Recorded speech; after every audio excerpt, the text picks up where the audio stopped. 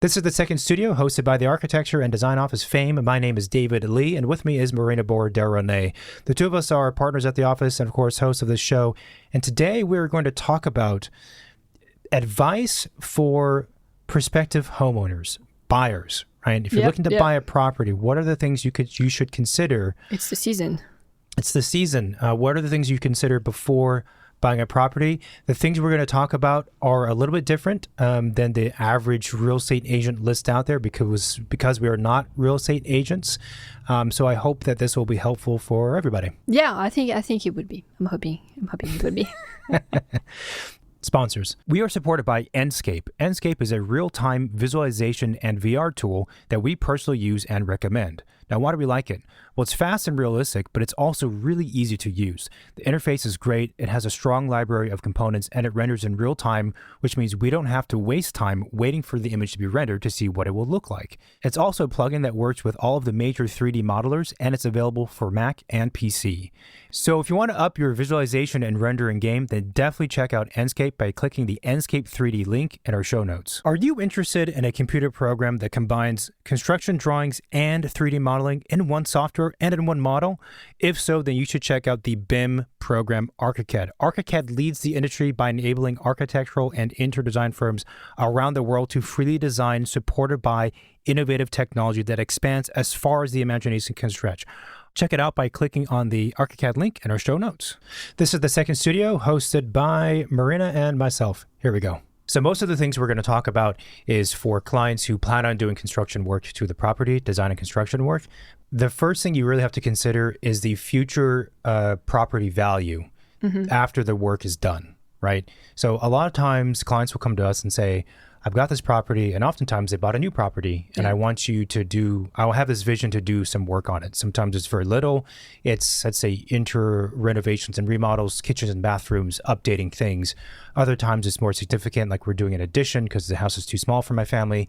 And other times it's a really serious remodeling where we're keeping a few walls, but really it's a remodel for permitting purposes.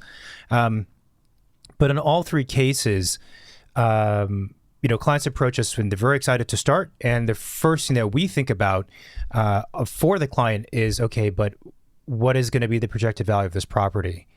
And very closely, right after that question, is the question of how long do you plan on keeping this property and how long do you plan on living here? So in fact, when I have phone calls with new clients, that's one of the first three questions I ask. Yeah. How long do you plan on keeping this property? How is it going to be used? How long do you plan on living there? Because that greatly impacts this projected property value, right? So the way I describe it is that if you plan on keeping this house for the short term, let's say 2 to up to 4 years, that is a short term amount of time. A decade is much longer, and that's another marker of time. And then there's kind of a third category, which is a forever home. Like some people, they know we're not selling, this is it, I'm keeping it forever for ourselves, or I plan on keeping it forever to pass it down to my kids and grandkids and that kind of vision. But the reason why we need to know how long you plan on being in the house, as best as you can decide at this point, is of those three different amounts of length that greatly impacts, again, this projected value. It does. I mean, especially, we've seen that during COVID with some clients who were in the category where they bought a house that was move-in ready, but they did want to add to it or kind of like develop it still because there was room on the site to do so. And, the thing is, you come to find out that they already bought it overpriced from what it was. So they could have done the work for themselves, but really it would not have added to the property value. If anything, they would have priced their house out of the neighborhood. Yeah. And then you're kind of like risking of not being able to sell it. And in their scenario, they were only planning to be there for like 4 or 5 years. So it didn't really make a whole lot of sense to do that. And I think if they had known that's what they wanted to do, they probably would not have bought that house. Yeah. Or they would have bought that house knowing that it's not possible. So therefore don't even bother thinking about it or looking into that. Yeah, so generally, the shorter you plan on keeping the house, the more concerned you have to be with your return on investment. And the longer you plan on keeping the house, the less you have to be concerned with that generally, because with the market, the real estate value is just going to go up naturally. Yeah. So you'll end up earning your money back, again, depending on how much you put into it in terms of construction. But you're right. And there's always different reasons for doing work, right? There's different motivations. One is for themselves. And then two is, of course, because, well, let's develop and sell it for more. That's what everyone does. Yeah. Sounds easy in a sense, Yeah. but you really do need to think about it. So if you have a neighborhood, right, and the average house in the neighborhood sells for around $6 million, and maybe there's like one or two outliers that are like 7.5, and you bought yours for 7, and you plan on sinking a couple $1 million into it. If you're going to sell it in 2 years, there's a chance you might not be able to sell it for the 9.5 or whatever it's going to be, right? You might get close, you might not though. Obviously, if you do that and you plan on keeping the house for the next 15 years, well, 15 years from now is a really long time. Probably a good chance by that point in time, the value of all the properties will probably be past 9 million, right? So and this is kind of like a real estate developer hat that we have to wear and clients should wear. When you're thinking about essentially developing a property, even if it's through a remodel, you really have to consider the other values in the neighborhood. And it's tricky too, I feel, when you're buying a house, because oftentimes, you put the trigger on a house because you fell in love with it, Yeah. right? And it's kind of hard to rationalize the purchase in a way that is more of this mindset, like what makes sense and what will make sense in the future when you've been seduced by this property, right? Like it's really hard to, like, first of all, find both aligning. Like, it's almost impossible, I would say.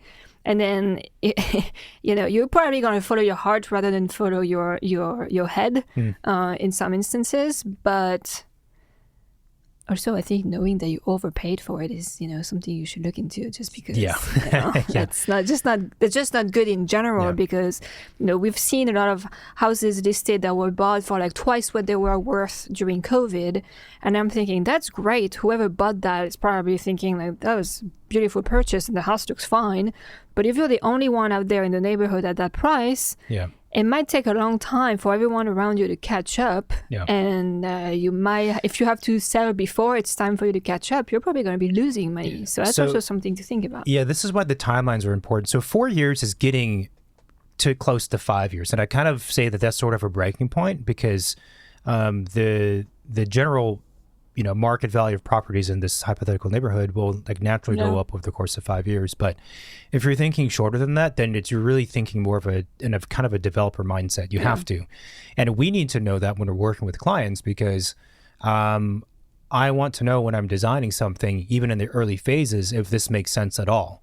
I can draw something that's going to cost a lot of money. I can draw something that costs less money, and it makes more sense for someone who's going to sell it in a few years. Now, that is the benefit also, though, if you plan on living in the house for like 10 years, then you still should be mindful of the neighborhood you're in, obviously, if you want to get your money back. But it's just less of a focus, because 10 years is quite some time. And a lot of the neighborhoods that the clients we have are in, like, the property value is just going to keep going up. We're putting aside kind of economic dips. The other thing, too, I was going to say is, so folks might be wondering if there's ever a situation where I don't have to be so concerned with the comps. I don't have to be so concerned with like the price of all the properties in my neighborhood. And there are situations, for sure. If you plan on keeping the house forever, and you know that this is your retirement house, and you have enough money to do something nice, and you spend that amount of money, and it's going to put you over the top. You're going to be overdeveloping the property for the neighborhood. Who cares? Who cares? Right? Well, I mean, if it's your forever home, you're going to probably like pass away in your 90s. That's, 60 years maybe from where you're at now. And then your kids will probably be able to use it or sell it. I mean, 60 years over the course of a housing market, that's a lot. Like if you look back 60 years from, 2024, crazy, and look at the price of homes 60s, then, like 50s. You can probably expect it's going to just keep going at the same rate or faster even, because just things are going out of control right now. And that's it's a, for those who are more, how do I put it, financially minded or mathematically minded, right? It's a really hard pill to swallow. It's hard to grasp the idea that you would spend money on something, put more money into it, and not be concerned with getting your money back. especially if you're used to investing in stuff. Yeah. And so it is also a little bit of a personal philosophy. Obviously, we're architects and interior designers, so we tend to advocate for just high quality design, full stop, period. But really, though, if you think about it, if you plan on keeping it for the next 40 years and you have money, you should spend that money on quality of life. And this is your house. You're going to be in it, especially if it's a primary residence. That's the thing. You are adding value to your property because it's will personal. Get there. It's also but personal. But you're also value. adding value to your life, yeah. right? And you're adding value to your property. It would probably won't beneficiate you directly, but it would beneficiate your kids. Mm-hmm. So, it's like it's another way to invest, I think. Yeah, we've had some clients before who...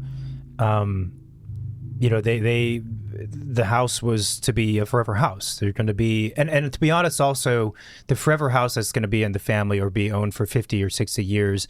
At some point, it's the same thing as if you keep it for 20 years. Like, you're still going to make your money back. And even though they knew that, they just had a really hard time, like, knowing that they were going to put in more money than what the other houses are worth currently. And we kept conveying to them, I said, I understand that, but you're not flipping this house. Yeah. So it doesn't matter, right?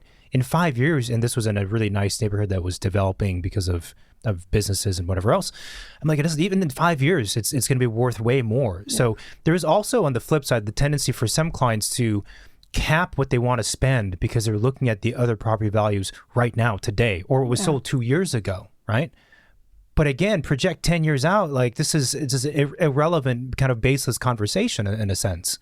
So I think that's one situation when it's okay to spend more money than what would make sense for now, because you're really thinking about the future anyway. Yeah. The other situation where it makes sense is if you're wealthy. And we've definitely had clients where they buy a property that's very expensive and they put a bunch of money into it, and they are not concerned with retail or resale value. They don't care because they're fortunate enough and they've worked hard to have money, and they're like, I want to live in a place that I like. I do not care about, obviously everyone cares a little bit, but not really, right? They want quality of life, because what's the point of having a bunch of money if you don't have quality of life? Enjoy it. I mean, it is similar, I think, mindset to have when you buy your forever home, even if you're not, as part of like the top tier people who don't really have a limited budget. If you do buy your forever home, and let's say you're not remodeling your kitchen, like your bathrooms are outdated, you're not going to do this and that, you're going to keep the carpet that came with the house and this and that. Oh my, keeping the carpet. No, but because you're like, oh yeah, we can do that later. And then just lives go by, and then you get to retirement and your house has been looking the same as the day you bought it. And you've been tired your whole life of seeing your house the way you've seen it. And now you're old, you're tired, you want to enjoy life, and you need to start a remodel.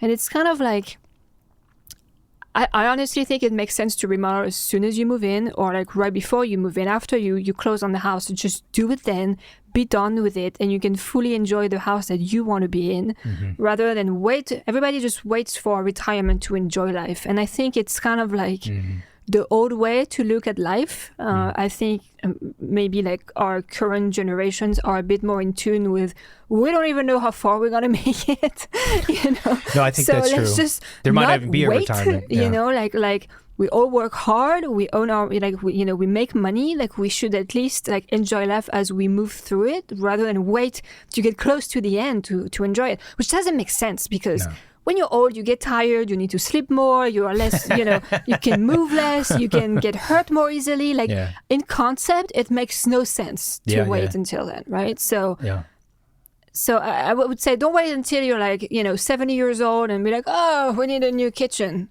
Oh, are we really going to do it? Like, oh, we could do the kitchen, or we can go and travel. What are we going to do? Well, we're going to want to get out of the house, so we're just going to go travel. I agree. So I guess another piece of advice is that for most people, if you're considering doing work and you do have the means to do it, the money to do it, then just do it. Don't wait.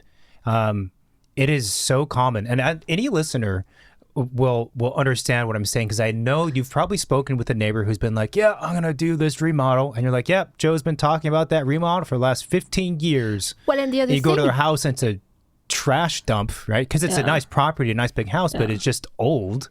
And 15 years have gone by. What are you doing? I mean, what you've done 3 remodels already. Like, what are you doing? But the other thing too is that, I mean, let's be frank, like cost of construction is It's gonna just go going to up. go up. Yeah. So it doesn't make any sense to wait. Like loop it in the first round of whatever you're doing. Just do it then. Yeah. You know, maybe like do a little bit less, or like spend a bit less money on like some stuff to make it work if it's, you know, if money is tight, or phase it out over the course of like the first 2 or 3 years just so you can get it done in the first chunk of owning that place. But yeah, it's just going to be worse. I wanted to respond to what you were saying about when to do construction projects when you're buying a property. So you can do the project and then move in. So you buy the property, do the work, and then move in, right? Or you can move into the house, live there for a short period of time or X period of time, and then do work. Now, I think the benefit to doing the work before you move in is that it's all clean and done before you move in. And, However, there is always this temptation, therefore, to rush the construction and the design process because you want to get into the house. You don't want to pay for 2 properties, and all this kind of like stuff comes into place. And that's 100% true. And it's really tough to, if you're not a wealthy multimillionaire billionaire, it's tough to set on multiple properties when you don't need multiple properties. However, again, if you plan on keeping that house for the long term, you've got to think about that long term. You don't want to, you'd rather have a better quality outcome and have it take you another 3 months, 4 months, 6 months of time for if you're going to live there for 10 or 15 years. It's worth the trade-off 100%. Now, I do think there is, for some people, the benefit of living in a place for 1, maybe 2 years before doing work. The benefit is that you become very in tune with the property, the house too, but also the property. You understand the flow of it. You understand the pain points, and you're not having to imagine and guess everything from scratch. Yeah.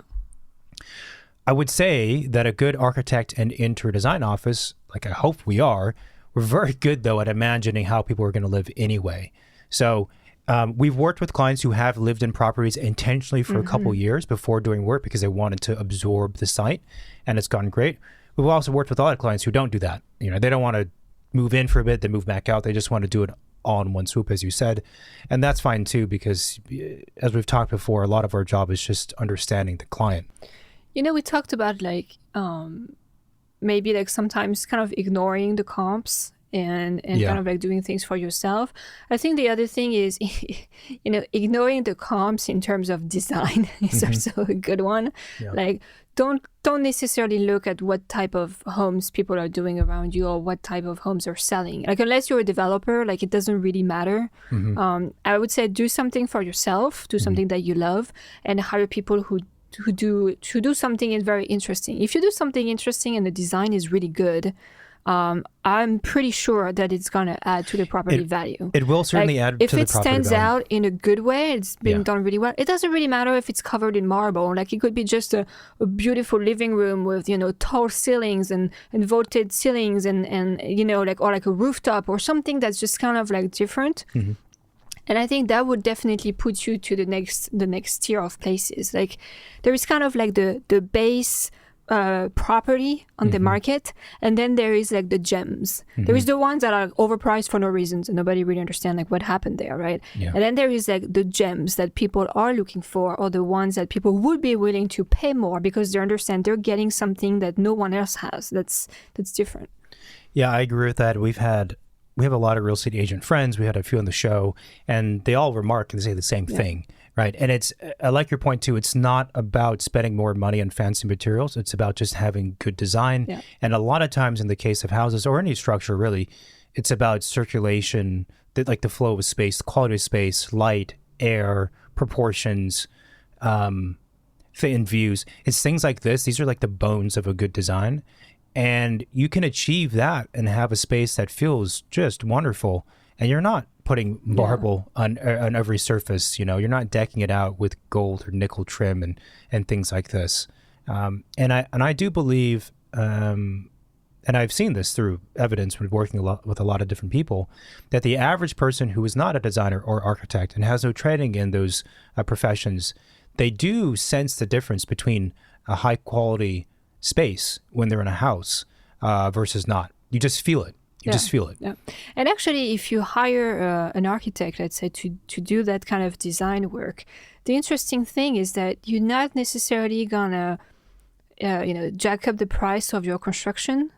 Yeah. I feel like if you hire someone who is not an architect, they might just try and cover things with nice materials and things to try and bring value to the property. But again, finishes tend to fade away and, lose trends and eventually need to be remodeled, right?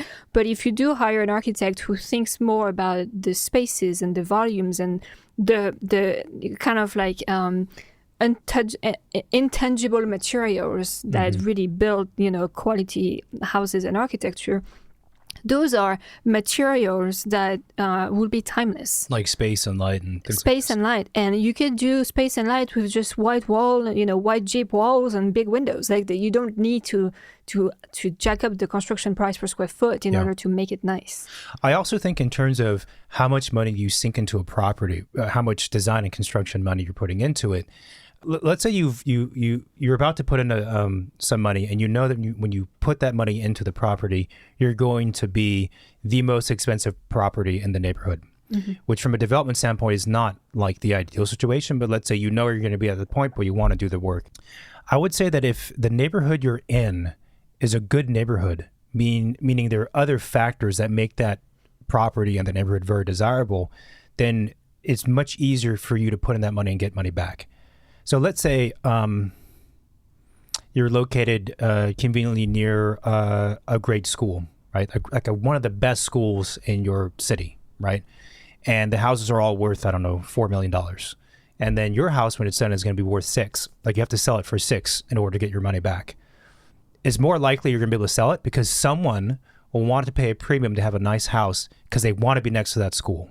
Right? Yeah. Conversely, if you're in a poor neighborhood and there's nothing drawing people there really, and you price yourself out of the neighborhood, you're going to have a tough time because there's no other reason to be there other than the quality of the house, and that's not enough, right? Like people will pay a premium for a house when it's done and it's nice, but especially if there's other stuff that makes that property desirable. Yeah. And that's the great thing too about being in a good neighborhood. You can just sink in a bunch of money and not be concerned because there's always going to be people who need to be next to a good school or need to be next to the beach or I don't know, whatever else kind of amenities and things exist. The next thing I think is to be aware of the construction cost in the area where the property is located. Yeah. And as a potential homeowner, like you might not know what that is, right? So the best way to know is call up an architect who's around or that or someone recommended to you or a contractor and just kind of like have an idea like, okay, if I'm buying this house and I need to do a remodel, like are we talking about $150 a square foot? Are we talking about $1,200 a square foot? Because I think that will also give you an idea of the budget that you need to have in mind when you buy and negotiate, to close on a house. Yeah. I'm not sure that a lot of homeowners, when they fall in love with the house and, they're making an offer, they're thinking about negotiating the price that the house is listed for to try and get it down, right? But I'm not sure that a lot of them know how much money they will have to spend in order to remodel it, or how much money, or they might have an idea. It might not be the right idea, but kind of like make sure that you are in tune with what's happening, because you might think that you can remodel your house for like $100,000, but if you need to do a gut remodel or like need to remodel a kitchen, 2 bathroom, change the windows, change the roof, do landscaping, like you're nowhere near. You might be able to do a kitchen at most. So in California, at least. So, I think having an idea of how much you should budget for that is super helpful, because it will make sure that you don't get disappointed. Sometimes we get call of clients who just bought a house and they're excited. They're our first homeowners and they want to do remodel work. And then, they come to find out how much it's going to cost to do the things they want to do. And they're like, yeah, we can't afford that. Or we're going to have to phase it out, or maybe we won't be as beautiful as we want it to be because we need to make it work, sooner. So I think just being aware of that is super important, and it doesn't take much. Like you just reach out to a contractor or an architect. Maybe you pay them for like a couple hours for them to, come and look at a house and do some research for you and put together some numbers, and at least you have an answer. Yeah. Everyone underestimates the cost of construction and also how long it takes. And I mean, everybody ranging for the people who have a modest amount of means to do work, and people who are super wealthy also, they underestimate how much it costs. So I will also say, though, that we do work in California. We do work out of state very often. And the prices in other areas, too, out of state are not necessarily. Yeah. I mean, there are some places in the South, perhaps, that are really cheap. But what we've been exposed to, it's not like 50% off. Yeah. It's maybe different by like 10 to 15%, which is good, but it's not huge. So things are expensive. And here's the deal also. If you are a prospective homeowner, I would talk to several contractors and several architects, like just 3 each, and I would not rely on what your neighbors or your cousins say about their construction costs. As we've said before, in the architect, interior designer, and contractor spaces, right? You throw a fish net out there and you loop in, you catch 100 contractors, they're all going to be different. 100 architects, all going to be different. 100 interior designers, all going to be different. In that they practice differently, what they charge is going to be different, and the level of quality will be extremely different. Their service, everything will be different. So, and it's very common. It's like when someone says to me, "Oh yeah, I have an idea of construction costs because my neighbor hired this contractor. They say they're great. They did a kitchen remodel and an addition, blah blah blah." I know before they tell me the price, and before I've seen that work, it's not going to be good work, and it's going to be super cheap. Yeah, like crazy cheap to the point where I would never use that person because it's poor quality construction and poor design. And again, you're actually taking value out of your house if you go that route. Like you're not adding value. This kitchen will have to be remodeled in 15 years because it's going to turn to shit. Yeah. So I think getting some metrics would be very helpful for people. Now, I would say that you could very likely come across contractors and architects who will not want to talk about construction costs with you. Yeah.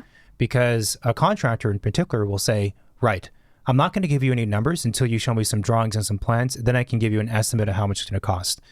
Now, on the contractor side of that discussion, I get it. Because what happens with contractors, as you can imagine, if they state a number and they say, now, dear potential client, I'm going to give you a number, but I want you to remember, this is just a rough estimate. I have no idea what you're doing. So this is just a ballpark, right? I must emphasize to you 3 times now. I've told you this is just an estimate, just an estimate, just an estimate. 99.9% chance that client, if it becomes a client later on, will say, hey, you told me it was going to cost this much. And the other contractor's like, this is why I don't tell people numbers. So I get that completely. However, I do think it's to the benefit of everyone to have some comps, right? So an easy way to get contractors to talk about prices is to not ask them how much your project is going to cost. Ask them, have you done, let's keep it simple for the sake of our conversation, have you done an addition to a house that was also about 600 square feet? Obviously in this region, because all contractors practice within a certain region, how much did those cost?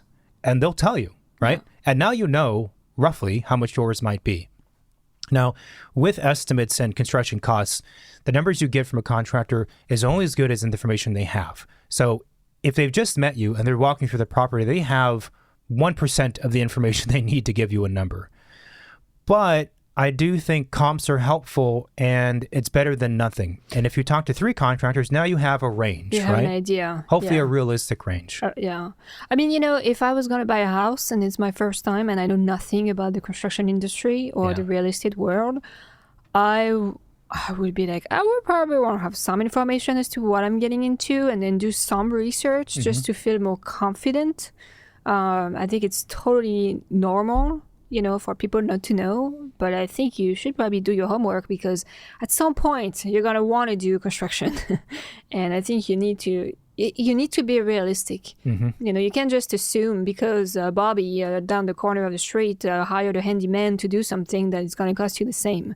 Like Bobby did something that was particular to Bobby's house, in whatever budget he had, whatever scope of work he had. It was done. Whenever he did it, which might have been 30 years ago, right? Even if it was 4 years ago or whatever years ago, pre-COVID, prices were extremely different, super different. So I think talking to professionals is a good idea, and I think getting comps is a good idea. I think the other thing I was going to say is that the thing that makes it difficult for all of us professionals to give numbers before we know you or have done any work is we don't know the level of quality you're trying to achieve. Yes. So one of the things the ways I like to talk about this future potential project, which is just completely conceptual and nothing's drawn yet, is by comparing it to cars. Is this work you're going to do, would you describe it as being a upper end Honda kind of outcome that you're looking for? Are you looking for a Lexus, an Audi, a BMW? Or is this meant to be, are you truly really trying to build something like a Porsche or Ferrari or a Pagani, right? And of course, everyone says, well, I want like a Lamborghini, but with a Honda price. I'm like, well, obviously that doesn't work then. You can't buy a Lambo for a Honda price, like, and you're not going to do the same thing with construction. But no one is going to tell you if they go and bother contacting an architect that they want to buy like a Subaru. Like, no, they will though, because if it's a development property or you only plan on living there for like 3 years, then you're not going to splurge on it, right? And even if you don't tell the professional, I think internally you have to be very honest with yourself as a homeowner and decide, what am I trying to do here, right? Yeah. And that will help too, because you will find contractors who will do the Pagani level work, and you'll find contractors who do, I don't know, what's lower than a Toyota, like a Jeep Cherokee kind of, or whatever kind of work, And on the surface, it's really hard to know and to vet who's who if you're not in these industries. But so anyway, I think getting prices and trying to vet people. I think also it's good because there is different tiers, right, of pricing. There is different tiers of design too. So, when you ask contractors and architects for like rough costs of things, like you can ask them like, I'm just trying to like make it clean. I'm not looking to do anything fancy or complicated. Like how much would that be? Kind of like the baseline. What is the baseline? What is the higher end line? And then what's the middle ground? Like, can I do something that's maybe a little bit better than average, not going too crazy? Like what price per square foot would that be? Yeah. Because I think it also helps people, situate themselves. Like when you only have one price per square foot reference, for example, you have no idea. You have no idea what that means, right? People then think that, I can spend just a little bit and I could get a Pagani. And you're like, no, that doesn't work that way. Like we can't, there's limit to what's possible. The other thing I'll say too with construction cost estimates and these types of numbers, just to clarify, so the cost per square foot is a common way to talk about the overall construction costs, but it's more applicable when you're doing larger scale work. So like full gut remodels or additions, like or freestanding like ADUs or guest houses or full ground up houses. Then you can talk about cost per square foot. It's less common. It's a little more difficult to talk about cost per square foot if you're discussing individual spaces like one bathroom, one kitchen. More likely if you're describing if the project is going to be kind of discrete rooms in a house, then what we do and most professionals do, I think, we don't really talk about it in terms of cost per square foot. We just talk about it as a total number. Like, we did this project, the kitchen portion of that cost that amount of money. Yeah. We did a standalone bathroom, that bathroom costs that amount of money. So just so people know. Or if you want to just change windows, maybe around that much. But if you have kind of like a piecemeal scope of work that's scattered throughout a house, like that's a lot more complicated to price. So it is hard, yeah. I know any contractors are listening, like, please do not call me and ask for numbers. I don't want to give you numbers. And now a little break for our show sponsors. Stop juggling multiple pieces of software and struggling with design-unfriendly spreadsheets. Programma, built by designers for designers, provides an integrated suite of tools for every phase of your project, from mood boards to advanced specification tools, procurement tracking to project management. Seamlessly integrated, easily shareable, and always current, Programma reduces redundancy and minimizes costly error. Join interior design movers and shakers by starting for free at programma.design/Second Studio. Experience the difference with Programma, software built for interior design workflows. The Second Studio podcast is made possible by support from Autodesk. Autodesk has been part of the design conversation since 1982, providing the tools that help architects around the globe imagine and create beautifully designed, memorable buildings that people love and admire. Autodesk supports the work of the Second Studio, bringing the architecture community together, sparking curiosity, and leading vibrant interviews with the industry's visionaries and thought leaders. The Second Studio works hard to carry the architecture conversation forward, and Autodesk is proud to contribute to this podcast. You can learn more about Autodesk by clicking the link in the show notes. The other thing to know along with the construction cost or estimated construction costs is, of course, timeline. This is another thing that all clients severely underestimate how long it takes to design something and then build something. And especially if you're buying a property, there's always this rush to get in and get it done so I can live in this house because I've bought this house. I want to live in the house. I don't want to live in this like rental that I'm in currently. But again, if you're trying to produce something that's nice and of high quality, it just takes time. Months. It takes months and sometimes years to do it. Well, there is always something that shows up along the way too that's just going to delay the whole process. So now, like everything, there's a lot of pressure. You're probably not going to make the right decisions because your mindset is not set up right. So it's a little bit like you need to make sure like you understand the timeline, and you need to make sure that you're giving enough time. Like in construction budgets, there is always like a little contingency amount that you keep for contingency. If something happens, we break up, open the walls, and we discover something needs to be fixed that no one knew we were going to fix, we know we can tap into that portion of the budget that we allocated for. It's the same thing with timeline. You have to have a contingency timeline. You have to budget a portion of the time that you're planning for construction in case something goes wrong. Best case scenario, the project is done before you have to get into that contingency timeline.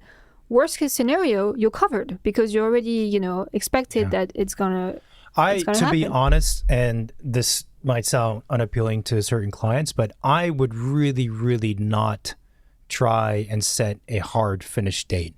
It doesn't.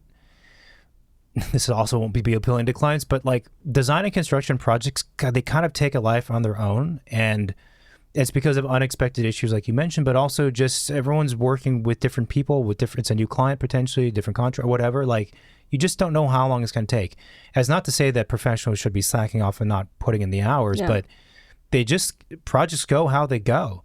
And, especially if it's a long-term property you're going to keep, it's again, why would you sacrifice 2 weeks of or a month of design and construction work or either sides of that for an inferior product? Like most clients, when it comes down to it, they won't. The same thing with budget. Most clients, when it comes down to, are you going to spend an extra $20,000 for this feature that you wanted or not? In the end, they'll be like, yeah, I'm going to do it because I've come too far. Yeah. I've come too far to not spend it, and I want it, and this is going to be my house for the next 10 years or 5 years or whatever. Like, I'm going to do it. Yeah. The same thing that happens with schedule, right? So also I would say really quick, right? So the overall process, we have concept design, schematic design, design development, construction documents, permitting takes place before CDs very often, and then construction. So you have 5 design drawing phases, 6 phases, something like that. If you imagine for concept design, you have 3 meetings with the client, right? Which sounds like you show them initial concept sketches, you have a meeting, you talk about it, you go back, you do some work, you show them again, maybe okay, make some final tweaks before we get to the next phase, make some final tweaks, you show them again for final approval, 3 meetings. That's already a month and a half, easily, right? Week and a half, 2 weeks, probably bare minimum for any office to produce good work, 2 weeks. Show it to the client. Client takes about half a week to a week to make a good decision. Let's say half a week, right? Okay, 2.5 weeks for 1 meeting times 3, month and a half easily. And each of those phases get longer and longer. Yeah. So when clients call and they're like, I have this new house I want to do or the significant remodel, do you think we can break ground in 3 months? No. No, we can't. The only way that we'd be able to break ground in 3 months, well, that's not possible because of permitting, but let's break ground in 6 months and including, let's say, a couple months for permitting, which is being very, very optimistic where we are. The only way that happens is if you give me a brief and then you have no feedback for me at all. We don't talk ever, and I just do this thing and I build the thing, and you don't get to make any input decisions at all. Otherwise, no, it's not going to be that. Anyway, you can quickly see from my description of the process why it would take 8 months, 6 months, 9 months, a year for design and construction documents, because it's just for high-level design and larger projects in particular. I think the other thing that clients should maybe be curious when they are about to close on a property is knowing how much of the property they can develop. Yeah. Again, if you're not looking to build anything else on the property than what's there, then that's not something you have to worry about. But if you think it might be the case at some point, I think having an idea of what's feasible, again, makes sense.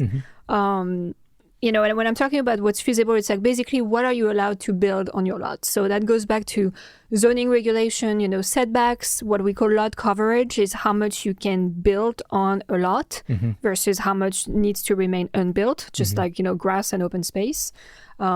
Because that's going to give you also an idea of how much, if you want to max out your property and the value of your property, how much more square footage you're allowed to add to that property, and therefore down the line, you know, like way down the line, how much you could sell that property for once it's developed. You know, sometimes you know, people buy weird properties and things are like set up on the site. It's a small lot and there is already a bunch of stuff scattered around. And then you look at the zoning and the setbacks and the numbers, and well, you can only add, you know, like 300 square feet. So yeah, you can develop that property. Or, you know, right now a lot of people in California are building ADUs, right? Like detached ADUs. You can rent it out. You can have your parents live in it. It could be your home office or whatever. Well, you need to make sure that's possible, and how big of an ADU can you build? Yeah. Otherwise, you know, it doesn't make any sense. Yeah. So this is the really tricky thing, right? All the stuff we talked about is important, but if the zoning doesn't allow you to develop in the way you want or add the square footage you want, then nothing matters. Full stop. And the project's dead. But it takes time and money to figure out the zoning. Essentially, what we're talking about is a feasibility study. Yep. So someone needs to go through the code, look at the setback, look at all the regulations, and figure out whether or not you can do what you want. And in some properties in some neighborhoods, it's relatively simple. A lot of cases, though, it's not simple. It's not straightforward. So what that means is, as a buyer, you may need to pay somebody a couple $1,000s to figure it out. Now, for some people listening, they're like, oh, spend a couple $1,000s just to find out whether or not this is viable. There's no other way around it. And it's pretty common, I think, especially in the kind of higher end tier of clients. Well, they will spend $5,000, $6,000, $10,000 to vet a property before they buy it. Now, 10 is getting up there, right? But in those cases, it was a nice property. And also that case too, when you're that wealthy, $10,000 means a lot different for someone of that amount of wealth. No, but if you know you're going to have to do a lot of work to transform that property into what you need it to be, you need to know before you buy it. I mean, it's still cheaper than buying it and having to get rid of it, right? Exactly. And it's a bummer to spend money and then to realize it wasn't worth that you're not going to go through with it. But as you said, it's better to know than not know. And then there is also kind of tied to that too, like, you know, knowing like structural changes. Yeah. You know, sometimes people don't think about it, but let's say like your lot, you're already maxed out with setbacks, lot coverage. You still can add square footage, but it has to basically be a second story you have to add on your house, right? While your existing structure is probably not going to be enough to support a second story. So you kind of need to have an understanding of how much that would cost to upgrade the existing structure to support that new developed property.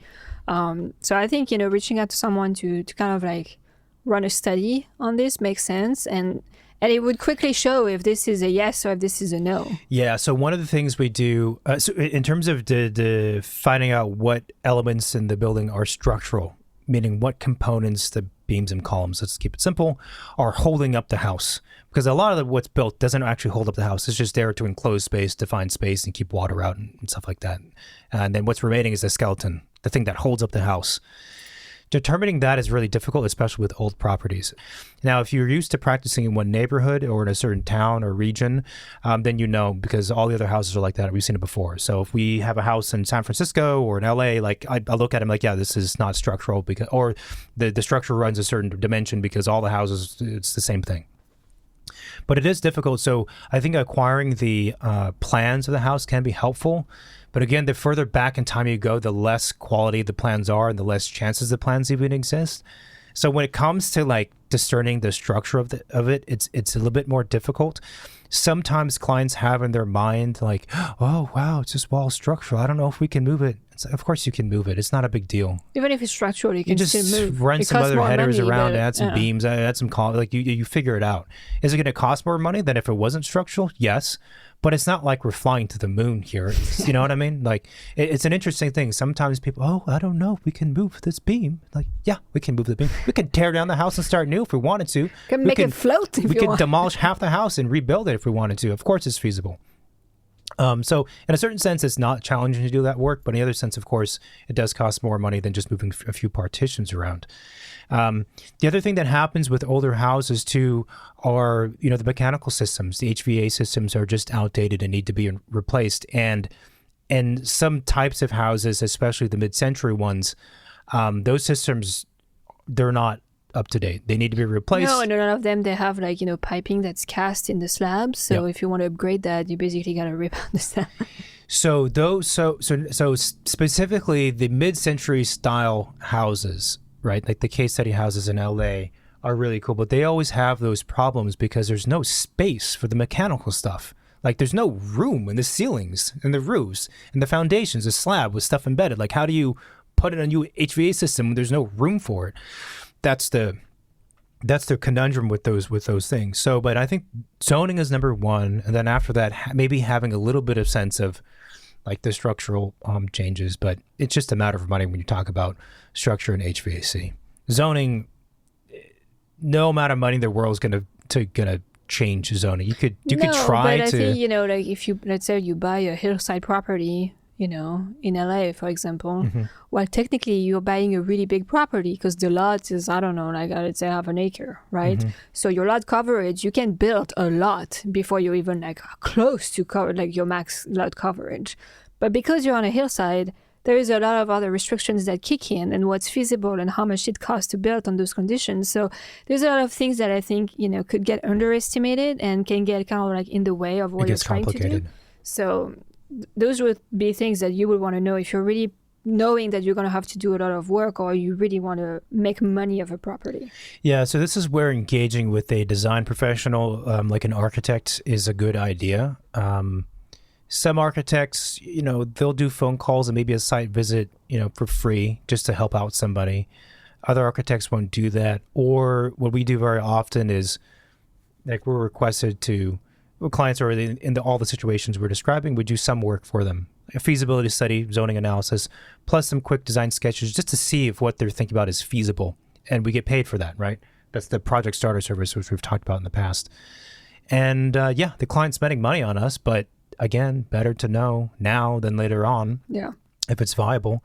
And those have been very helpful, I think, for those clients as well.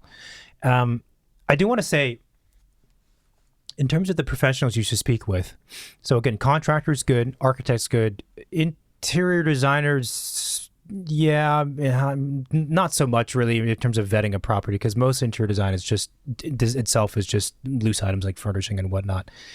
In terms of all the construction feasibility, the person in general who I would not trust is your real estate agent.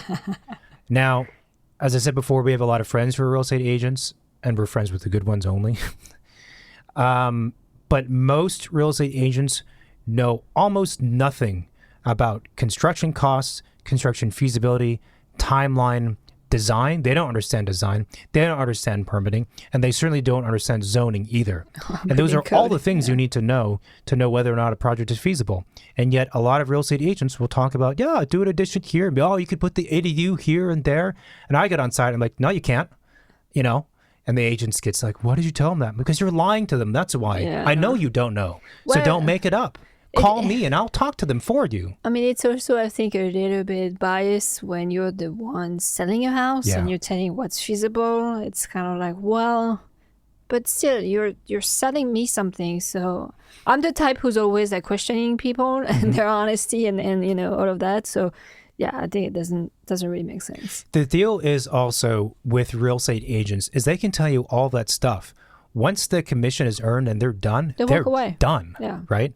Now, again, the good ones, they don't operate that way. They want to maintain a long-term relationship with their clients, so they will not be, quote, done. They'll stick around to help you with whatever things. But the problem is, the real estate agents, they are not architects, designers, or contractors. They're just agents, right? So there is this tendency for homeowners to rely on their agents for all of these things. I would use an agent for maybe connections to professionals. I would never talk to a real estate agent about construction costs, feasibilities, all the stuff I mentioned. I would never talk to them about that. I mean, I can understand how clients kind of go that route because it's the first time they're buying a house. Yeah. It's their first baby step in the world of real estate and construction.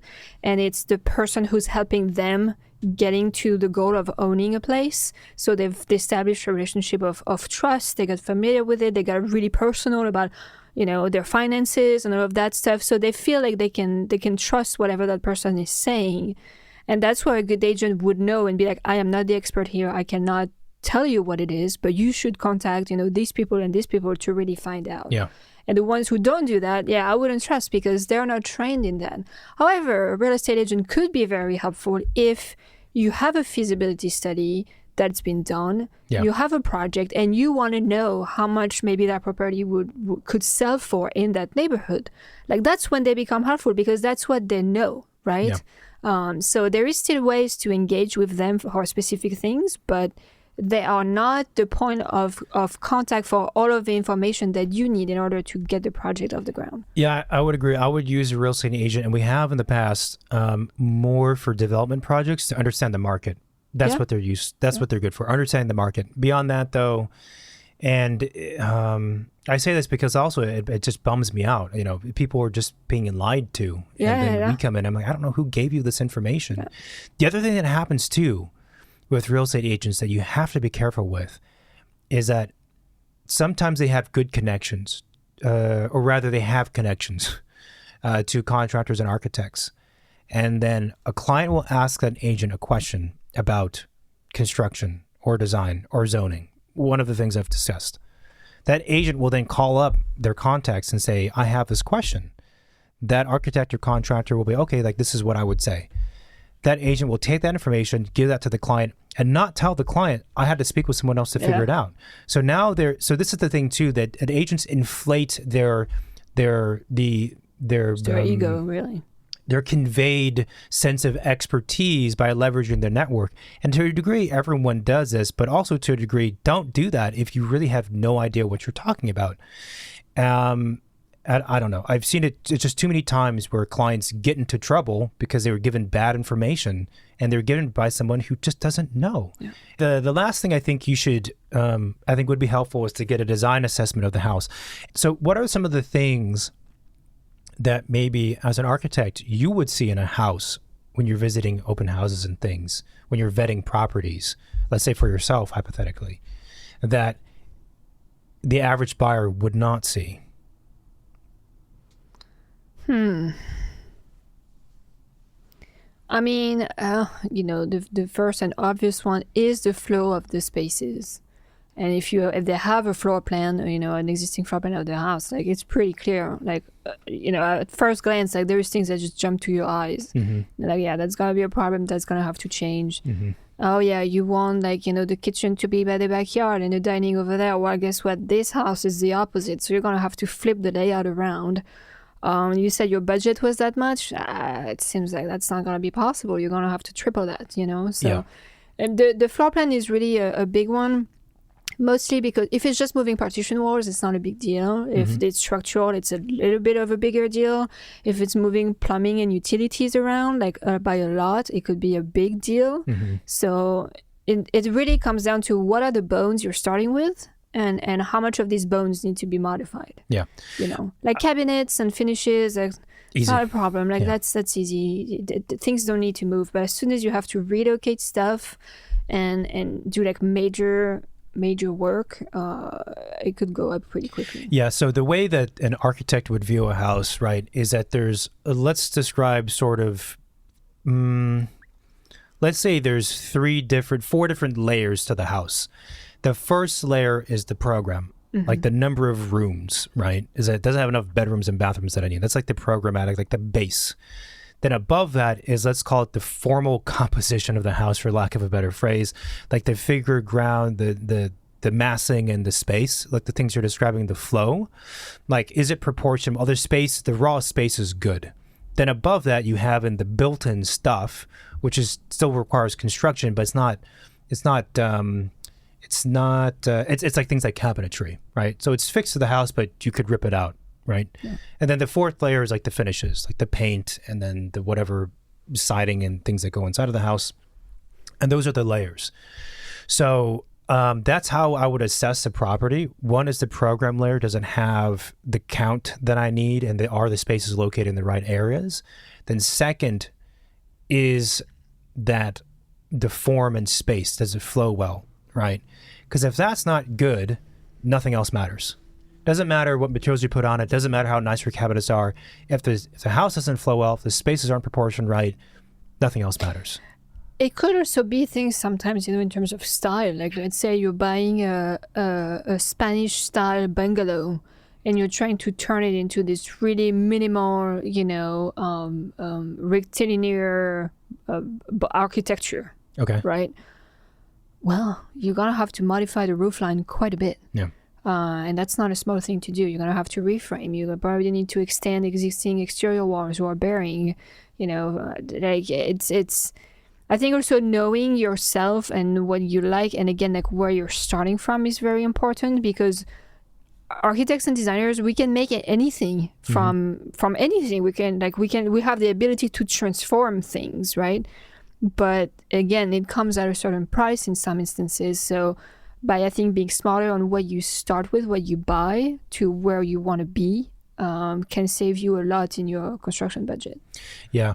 The other things that I like to look for in a house are, for me, is exposure to sunlight. Yeah. I think this is something that most people don't consider, but as a person who likes sunlight, I think most people do, this is like one of the first things also I look at. I said program, then I said there's like form and space. Sunlight is right there in form and space. Where are the windows? Which way is the house being oriented? Am I ever going to get direct sunlight in this house, or is it completely north facing, all of the glazing? And if I'm getting direct sunlight, am I going to be cooking in my room? Yeah. Yeah, this is a very, very important thing. And I say this also because a lot of houses don't have enough windows. They're just small, tiny windows. Then this is getting kind of in the nitty gritty. But I'd also look like, if you're on a budget, I would look to see the quality of the doors and windows that are there, right? Just because I would say replacing, again, this is based on experience, people underestimate how expensive doors and windows are. They're expensive for decent ones. Not even like really high-end ones, just decent ones. They're not cheap. Yeah. And then there is, smaller things like, okay, storage. How much storage is in the house, and is that enough? I mean, it's small things, and there is smart ways to find storage in homes, like, built-ins or hidden or things like that. But if the house is already pretty small and there isn't any, well, I need to build a detached garage or something to make it work. Yeah. And I do want to also reemphasize this kind of design assessment, that I would not use a real estate agent to talk through design ideas. Like, don't do this thing where you go through the house and the agent's like, oh yeah, you could swap this around, that around, that'll fix the space. Oftentimes I'm like, yeah, that makes no sense. I would not do it that way. Would you talk to the receptionist you're booking the appointment with to suggest to the doctor how they should operate and what they should operate? Like, no. The last thing I'll say with that too is I think there's sometimes this misconception. Well, this real estate agent, they see so many houses that they must kind of understand design changes. Just they've learned it through osmosis. But they're not part of the process. They come at the end. They have no idea how people got there. That's true. They have no idea how to get there. But also, I would say, in terms of like design thinking and proposals, that's a little bit true if you're talking about super, super, super basic things. Like, oh, there's a partition wall between the dining and the kitchen. I want to remove that so they're connected. Like, yes. But you don't need to have seen a lot of houses to know that. Anything beyond that, no, you don't really learn the craft of designing a house just by seeing a bunch of houses. It just doesn't happen. So, yes, I would take what they say with a grain of salt when it comes to feasibility or design input. But I think that's pretty much it. The last thing I'll say, if you're buying a property and it's going to be ground up new construction and there's nothing existing on that property yet, it's untouched land, then there's a whole list of other things that need to be taken into consideration, such as access to the site, putting in a road, putting in utilities that don't exist at all, running utilities out there, sewer lines, all of these things. So your, call it upfront starting costs to develop the land before you even put a building on that is potentially a hefty amount depending on where you're located. If you're located in like the woodsy area that's really nice and remote, it's going to cost a lot of money to just get in the bare necessities, like the utilities and things, before you start even pouring foundations. The same thing too. If you're on a hillside, it's going to take a lot of money to do that, plus foundations before you even have a house. So that also, I just want to say that if you have a completely blank piece of property it's a little bit different than a lot of what we described because it's not a remodel. You don't have existing things to work with. Remodels are tough, but a lot of times there's stuff there. You have something to work with. You have a sense of constraints. A blank property, it's all in there. You got to run all that stuff out there. Yeah. Okay, give us a recap. Oh boy. All right. So we talked about things to consider if you're planning to do construction work on a house that you're about to buy or you just bought. Thinking about the future value of the property. Make sure that you're not, skipping that. Also questioning yourself on how long you think you will be living in this house, because that could really determine your approach on what kind of work and how much work you'll be doing to the property. Yep. And that value, the value that you mentioned. The other thing is maybe getting an understanding of, rough construction costs and the different tiers of construction and expectation, just to make sure you're in line with what's up and not completely off. And with that, I would say if you know that you're the type of person, you want something really high end and nice. So in the car analogy, you're like, yes, I'm trying to build something close to a Porsche, right? If you're talking to a contractor, you have to very seriously ask yourself, is this contractor the Porsche level contractor, the Lambo level contractor, or am I talking to somebody who's more like a, entry level like Lexus? Because those are very different things, super different things. Yeah. The other thing is kind of knowing and understanding construction timeline. Again, not to have false expectation. Make sure you have enough wiggle room there. Also, maybe hiring someone to help you do a feasibility study of the construction that you're thinking of doing on the project, running some zoning analysis and research, maybe looking at floor plans or even doing a walkthrough with you of the house and kind of get the first take on it. And also do a design assessment. What are the good things and the bad things that might not be working out for what you're looking to do with this specific property. I would say those last two that you mentioned, it just occurred to me that that's basically what we do with the Project Starter services. And I think that is going to become much more common. I don't mean just for us as a standalone office. We do more and more of those these days. But I think in general, especially when you're, even for kind of mid-tier projects and especially the upper end ones, it just makes sense that you would spend a little bit of money to know. And I think homeowner buyers are becoming smarter, and they're at the very least going to engage with the right people. And they're probably going to be willing to spend a little bit of money to know. Well, then in any way, even if you already bought the house and you were going to hire someone to do design work on it, that would be the first step. It would be to look at the code, see what we're allowed to do, not allowed to do, what's feasible, what needs to be replaced, what can we keep. So you're just, being a couple steps ahead, making sure you're not buying the wrong property. And then finally, like I mentioned, if it's new construction, do consider that there's other costs. All right, that's it. Give us an outro. Thanks everybody for listening to this episode. I hope you find it helpful. If you're about to buy a home, it's super exciting. So you should be thrilled, maybe a little bit stressed too, but hopefully this helps you kind of make sure that you're making the right decision. If you love the show, please share it around, share it with your friend, family, put it out there, spread the word. You can, of course, listen to us on any podcast platform. We're also on Facebook and Instagram. We are, of course, on YouTube, Apple Podcasts, and Spotify as well. And if you love it, please leave us a review. It's always the Your best words one. are getting jumbled up there. I don't know what's happening. We also have The Office, which is Fame Architecture and Interior Design. So you can find us everywhere online through that. And what else is there? Oh, the podcast actually has a hotline, a phone number that you can leave a voicemail or a text message if you have questions or suggestions for topics. And that number is 213-222-6950. We appreciate you guys listening. Look forward to more episodes with you and talk soon. Bye. Bye-bye.